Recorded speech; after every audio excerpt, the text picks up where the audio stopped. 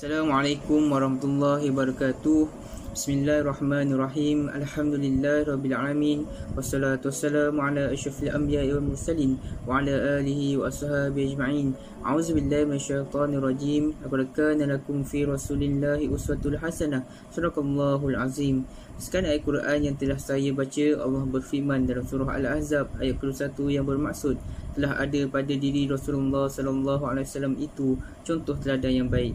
Seperti mana yang semua tahu, Rasulullah sallallahu alaihi wasallam sendiri mensyariat agama sepenuhnya sehingga menjadi contoh teladan terbaik untuk umat manusia. Oleh itu tajuk tazkirah kita sangat sesuai untuk disentuh, iaitu kemanisan iman. Sebelum saya pergi lebih jauh, suka saya kongsikan maksud kemanisan iman terlebih dahulu. Kemanisan iman atau lebih manis disebut halawatul iman.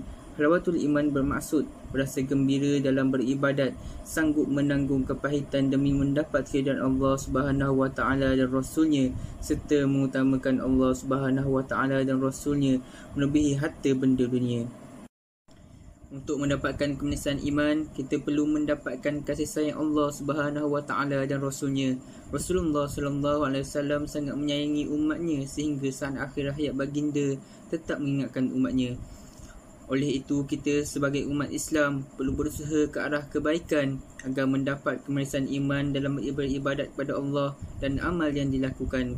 Memang betul dan tidak dapat dinafikan sebagai manusia sentiasa melakukan kesilapan, tetapi kita perlu sentiasa berubah ke arah kebaikan dengan membetulkan akhlak, tingkah laku, ibadat ke arah kebaikan agar kemanisan iman dapat dicapai untuk kenangan dunia dan akhirat.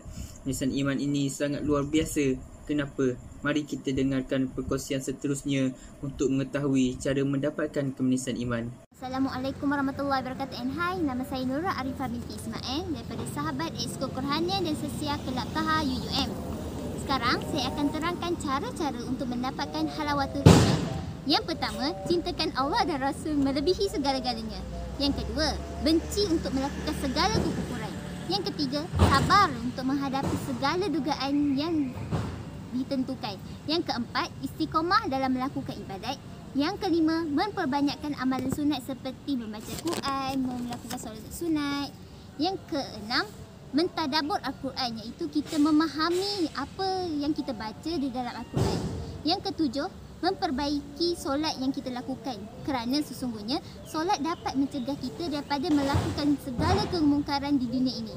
Yang ke-8, kita hendaklah bersyukur dengan segala nikmat yang telah Allah berikan.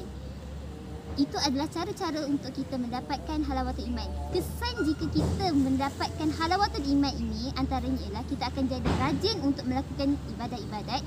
Yang kedua, hati kita akan jadi lebih tenang dan tenteram, dan rezeki kita juga akan semakin bertambah. Sekian daripada saya. Terima kasih. Antara kisah sahabat Nabi mengenai iman adalah Sa'ad bin Waqqas. Beliau merupakan seorang penunggang kuda yang gagah berani dalam menyertai setiap peperangan bersama gurunya yang begitu agung, iaitu Rasulullah sallallahu alaihi wasallam. Namun beliau juga ialah seorang yang lembut hatinya, sehingga bila beliau mendengar nasihat-nasihat daripada Nabi Muhammad sallallahu alaihi wasallam, segera sahaja air matanya jatuh bercucuran sehingga membasahi janggutnya. Abdul Rahman bin Auf radhiyallahu anhu pun menjulukinya sebagai singa yang menyembunyikan kukunya. Beliau termasuk dalam golongan orang yang mula-mula memeluk agama Islam. Saat menerima Islam yang diajarkan oleh Rasulullah sallallahu alaihi wasallam, Sa'ad masih berusia 17 tahun. Ia mendapat bimbingan langsung daripada Nabi Muhammad sallallahu alaihi wasallam sehingga menjadi pribadi yang kukuh dalam keimanan dan sangat penyayang kepada sesama kaum muslimin. Berbagai ujian atas kemantapan imannya telah mewarnai kehidupannya. Ujian terberat yang dirasakannya adalah keinginan ibundanya untuk menghalangi dirinya memeluk Islam. Sang ibu sampai melakukan aksi mogok makan untuk mendesak agar Sa'ad kembali menyembah berhala. Atas ujian itu, dia tetap memeluk agama Islam. Kepada ibunya, dia berkata, "Demi Allah, ketahuilah wahai bunda, seandainya bunda mempunyai 100 nyawa, lalu ia keluar satu persatu, tidaklah anak anda akan meninggalkan agama ini walau ditebus dengan apapun. Maka terserah kepada bonda apakah bonda mahu makan atau tidak. Maka luluhlah hati ibundanya setelah melihat kesungguhan anaknya itu. Keteguhan imannya itu didukung langsung oleh Allah Subhanahu Wa Taala, Maha menguasai segala sesuatu. Allah berfirman, dan seandainya kedua orang tuamu memaksamu untuk mempersekutukan aku, padahal ia tidak sesuai dengan pendapatmu, maka janganlah kamu mengikuti keduanya. Ada satu hadis tentang 3 ciri untuk mendapatkan kemanisan iman, iaitu an Anas bin Malik radhiyallahu anhu an Nabi sallallahu alaihi wasallam qala salasun man kunna fihi wajada halawatal iman an yakuna Allah wa rasuluhu ahabba ilaihi mimma siwahuma wa an yuhibbal mar'a la yuhibbuhu illa lillah wa an yakraha an yauda fil kufri kama yakrahu an yukzafa fin nar. Yang bermaksud, dari Anas bin Malik, Rasulullah SAW bersabda, 3 ciri sekiranya ada pada seseorang itu, ia akan mendapatkan kemanisan iman.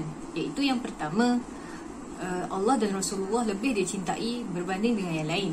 Yang kedua, sekiranya dia mencintai seseorang, dia tidak mencintainya selain kerana Allah. Yang ketiga, dia benci untuk kembali kepada kekufuran sebagaimana dia benci untuk dicampakkan ke dalam api neraka.